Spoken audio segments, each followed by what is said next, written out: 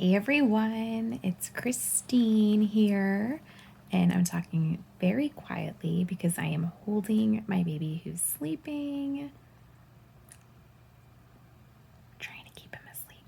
But I wanted to hang out for just a moment and talk about morning time or morning basket or whatever you call it in your homeschool. And just what's the reality of doing this morning time and how does it really look in your homeschool? So I know that all of, these homeschool influencers are showing their perfect homeschool day, and you go on Instagram. I don't know what my hair is doing. Anyway, you go on Instagram and you see these beautiful pictures of them sitting around doing their morning time, or they share about how, you can do it super successfully, which obviously you absolutely can. But what actually goes into a morning time or a morning basket? So I have a post about things we have used during our morning time, but people think that we use all of this stuff every single day, and we don't. We normally pick or choose a couple of things that we'll add to our morning basket every single day. So the first thing we always do is our Bible time. And we change it up a little bit. I have those free Bible study printables you guys can get, and they're fantastic because it gives your kids a place that they can color or doodle or take notes or whatever it is they want to do, and a place for you to do that too, so that you can use it as your own personal devotional time. 'Cause I don't know about you, but that's the only devotional time that I'm getting right now, is when I'm doing the Bible with my kids, because I have a little one and a toddler and an 8-year-old and a 12-year-old. So finding another time to do it is pretty much non-existent. So when we sit together is all of our devotional time. And so I like having the journals for that too. And right now we're reading through the book of Romans, and I'm just reading parts of a Bible commentary with them.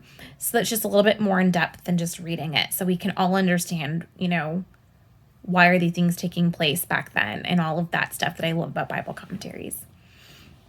So we're doing these Bible commentaries, and then we pick and choose. Sometimes we'll read a chapter book read aloud. Right now we're reading The Wind in the Willows.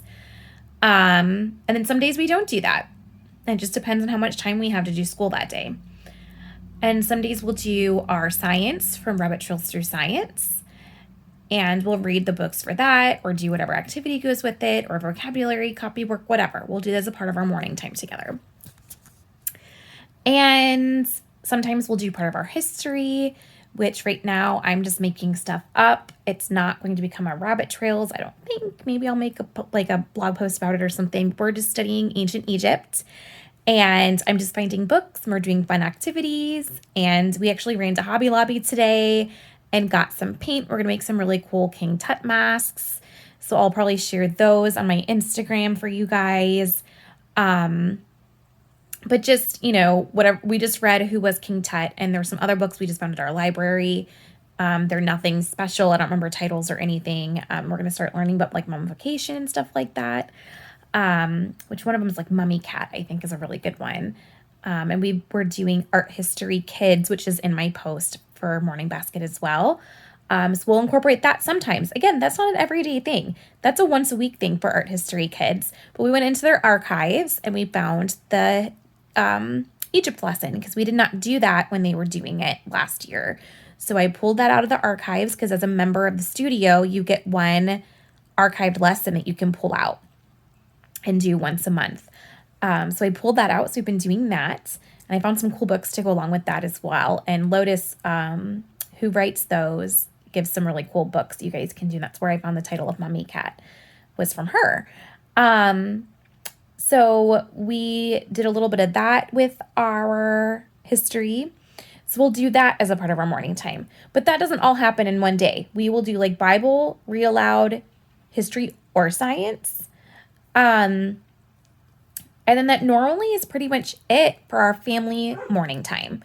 We will then break apart for them to do their math, for them to do their language arts, and whatever else they're doing. They also do sign language together, but that's normally something I have them do later in the day.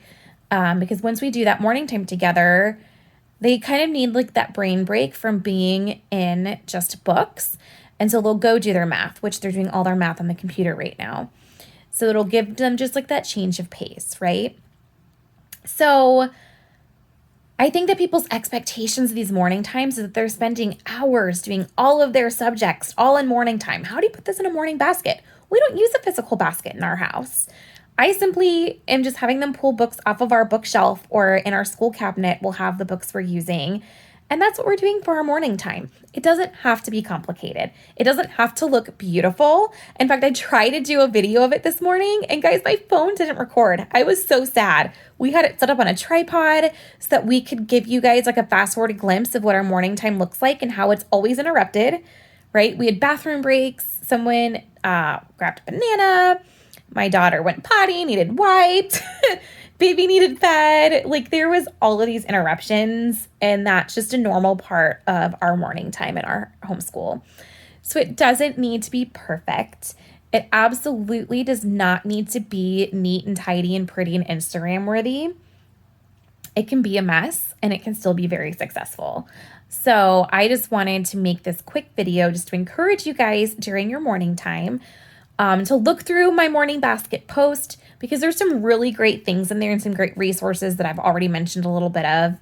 And it's from almost 2 years ago, I think, is when I originally wrote it. So obviously, like, some of the books we're reading now are different. Some of the curriculum we're doing is a little bit different, but it's basically looking the same. And it basically has to where we're pulling out from our favorite resources and we're reading together as a family and doing activities together as a family. So art absolutely is a part of it, because it's still what we'll do before we'll break apart to do our other independent lessons. So, have morning time or your morning basket or whatever you want to call it, just be a really great time to start your day out in a relaxed manner. That's what I love. Most of us are still in our pajamas. I'm still drinking coffee. We start our reading. And we're just starting our day in a nice, relaxed way, because I'm not a morning person. So this gives me a great excuse to still sit on the couch and kind of be lazy while actually getting school accomplished. And some of you aren't all about that. Some of you are like, we need to get dressed. We need to be in our space. Go for it. That's not me. I need to drink my cup of coffee, maybe a second cup of coffee, and just ease into our day. And then by the time we're ready to break off onto our independent lessons is finally when I'm like, okay, it's time for me to go get dressed and take care of my needs while they're going and doing their independent stuff. And that's just what it looks like in our homeschool. Especially with the season we're in, with having a toddler and having a baby on top of 2 school-age kids, it's not always pretty and it's not always perfect, but it gets done. And we're learning, and that's the most important thing, right? Is learning is happening.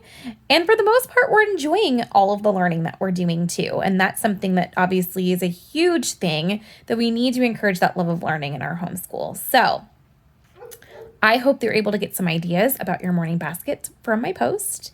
And I hope that this encourages you that it's not perfect. And it's never going to be perfect. We may have amazing days, but life isn't perfect, right? So it's going to be messy sometimes. It's going to be crazy sometimes. There's going to be interruptions. And that's all just part of the game. That's all just part of this homeschool game that we're playing, right?